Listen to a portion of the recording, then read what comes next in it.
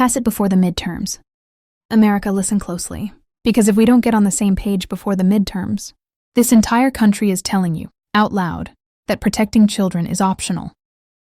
And I'm here to tell you it is not optional, it is not political, and it is not something we can sweep behind another election cycle of promises, distractions, and performative outrage. Everybody keeps talking about Epstein. Everybody keeps talking about Fat Leonard. Everybody keeps talking about the trafficking rings that stretch across continents, governments, corporations, Hollywood, Wall Street, and every place where powerful men thought they could buy silence. But nobody is talking about the path to justice. Nobody is talking about the architecture.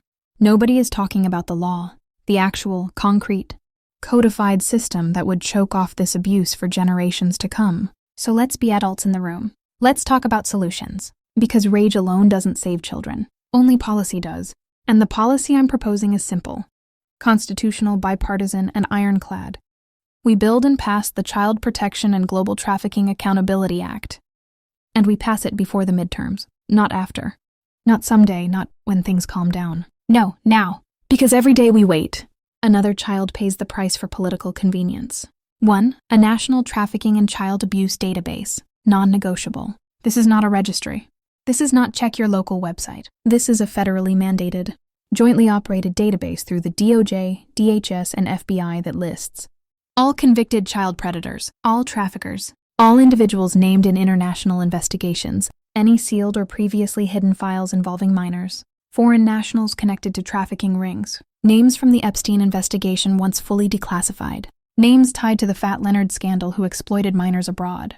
And before anyone tries to pretend this is partisan, the files already prove both sides had dirty people in the mix. This is not left versus right. It's humanity versus predators. 2 mandatory minimums that finally match the crime. No more slaps on the wrist. No more probation.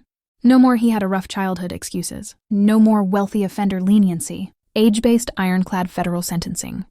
Ages 0-6, mandatory life sentence. Constitutionally eligible for capital punishment. Ages 7 to 12, mandatory 35 to life. Ages 13-17, mandatory 25 to life. Repeat offenders, life without parole. Traffickers, life, period. Congress has the power to do this tomorrow. No excuses. 3.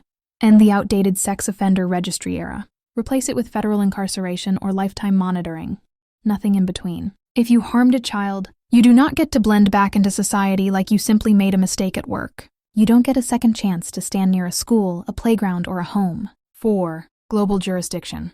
If you are a foreign national who abused a child overseas and you step onto American territory, you are done. Automatically detained, automatically tried under U.S. federal law.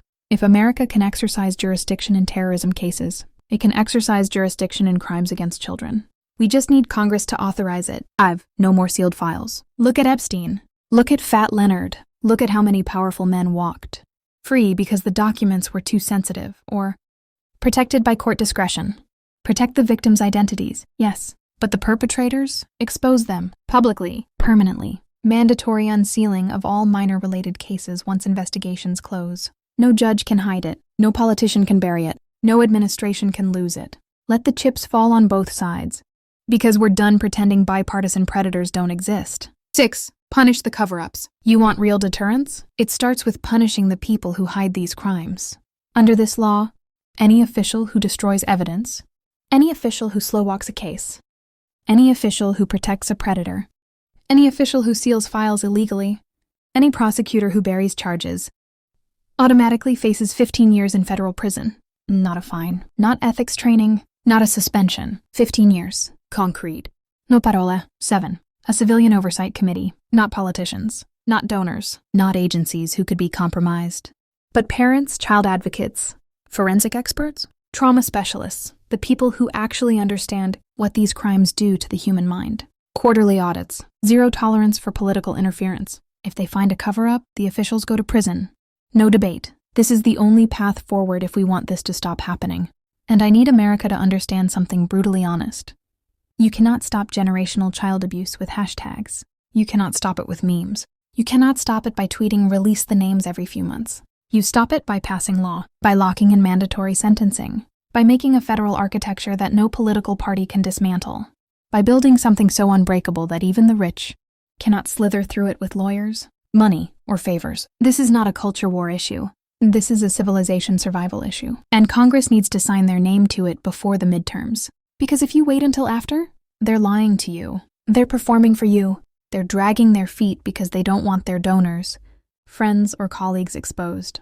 This is the vote that should separate the serious from the corrupt. If you refuse to sign this bill before the midterms, we know who you're protecting, and it's not children.